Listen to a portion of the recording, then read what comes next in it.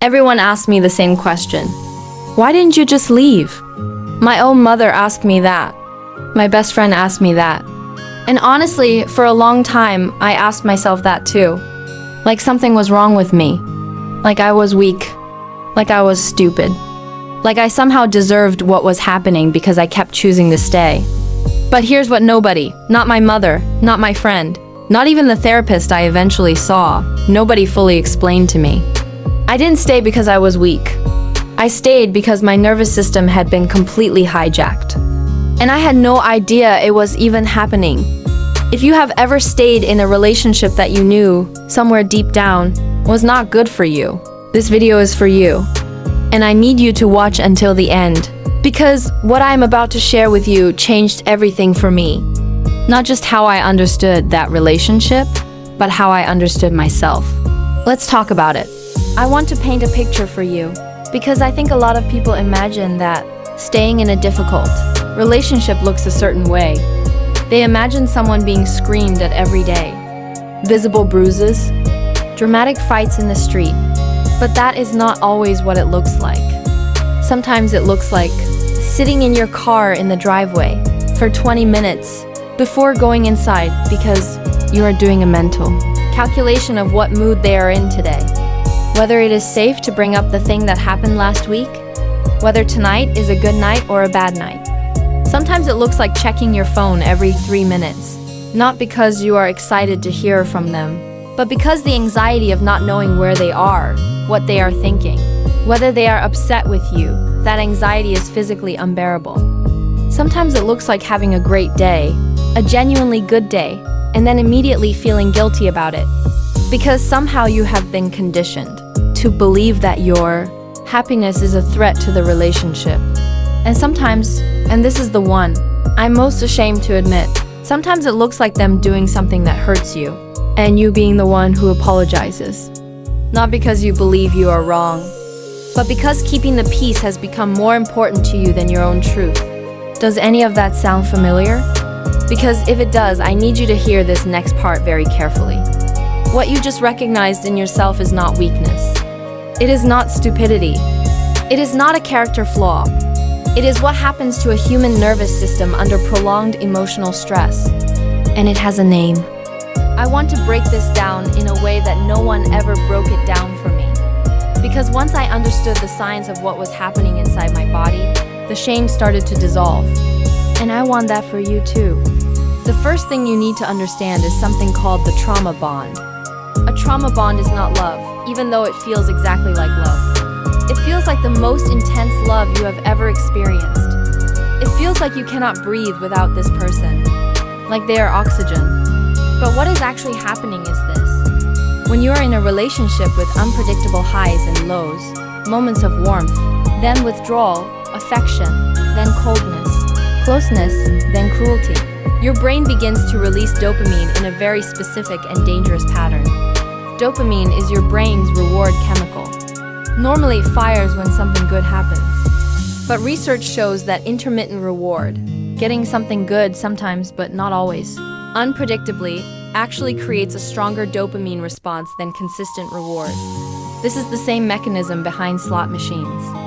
You do not keep playing because you always win. You keep playing because you might win. The uncertainty is what makes it addictive. Your nervous system was doing the same thing.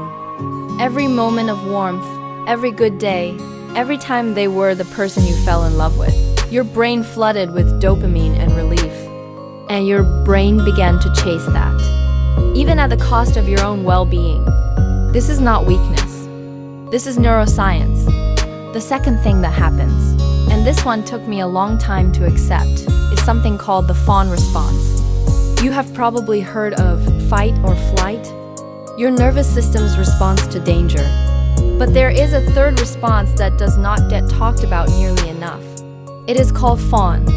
Fawn is what happens when your nervous system decides that the safest response to a threat is to appease the threat, to make the threat happy, to become whatever the threat needs you to be so that the threat does not harm you.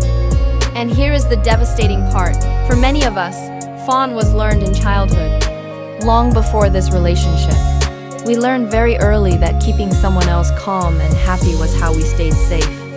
So by the time we are in an adult relationship that triggers those same dynamics, fawn is automatic. It is not a decision. It is a survival response. When I was doing the mental calculations in that driveway, that was fawn. When I was checking my phone every 3 minutes, that was my nervous system scanning for danger. When I apologized for things that were not my fault, that was a survival strategy. I had been running my entire life. I was not choosing to stay out of weakness. I was surviving the only way my nervous system knew how. The third piece, and I want you to really hear this one, is something called cognitive dissonance. Cognitive dissonance is the mental discomfort your brain experiences when you hold two contradictory beliefs at the same time. In this situation, the two beliefs were this person is hurting me and this person loves me. Your brain cannot comfortably hold both of those truths at once. So it does something very predictable. It starts to minimize the harm. It focuses on the good moments. It creates elaborate explanations for the bad moments.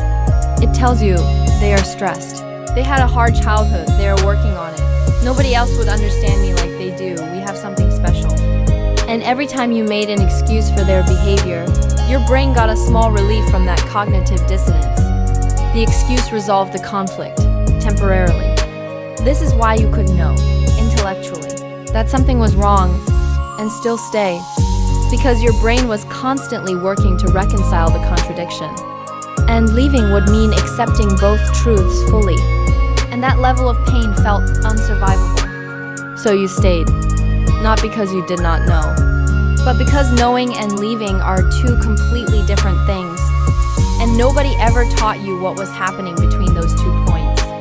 There was a moment, I remember it clearly, where I was sitting on the bathroom floor. Not dramatically, just sitting there, and I realized I could not remember the last time I had felt like myself. Not happy necessarily, just myself. I could not remember the last time I had an opinion without first calculating whether that opinion was safe to say out loud. I could not remember the last time I had laughed without immediately checking if it was appropriate. I could not remember the last time I had made a decision, any decision, without first running it through the filter of how it would be received. I had disappeared, not all at once, gradually, so gradually that I had not even noticed it happening. And in that moment, I understood something that changed everything. I had not stayed because I loved them more than I loved myself. I had stayed because somewhere along the way, maybe in this relationship, maybe long before it, I had learned that myself was not safe to be. That having needs was dangerous. That taking up space was a risk. That I was only lovable if I was useful, agreeable, small. And this relationship had simply confirmed what I already believed about myself. That is when I stopped asking why did I stay and started asking a completely different question. What did I believe about myself that made staying feel like the only option? That question is the beginning of everything. So if you are watching this right now and you are still in it, or you recently left and you are trying to make sense of it, I want to say something to you very directly. You are not broken. You are not weak. You are not stupid for loving someone who could not love you the way you deserved. You are a person whose nervous system learned to survive in an environment that was emotionally unsafe. And that nervous system did exactly what it was designed to do. It kept you alive. It kept you connected. It kept you from the unbearable pain of fully facing what was happening. The fact that you stayed does not tell me anything bad about you. It tells me you are human. It tells me you had a nervous system that had been shaped by experiences, maybe long before this relationship, that made staying feel safer than leaving. But here is what I also need you to hear. Understanding why you stayed is not the same as accepting that you have to keep staying. The nervous system that learned to fawn, to minimize, to chase intermittent reward, that nervous system can learn something new, slowly, imperfectly, but it can. And that process starts with exactly what you are doing right now, getting curious about yourself instead of just criticizing yourself, asking why instead of just asking what is wrong with me. That shift from self-judgment to self-curiosity is the first thing that changes, and everything else follows from there. I want to leave you with one thing. The question is not why did you stay? The question is, now that you understand what was happening, what do you want to do with that understanding? Because knowledge is only the beginning. The real work is learning to feel safe. Enough in yourself that you no longer need the chaos to feel alive. Learning to tolerate peace without feeling like you are missing something. Learning to trust your own perception of reality again. That work is possible. I know it is. And this channel is going to walk through every single part of it with you.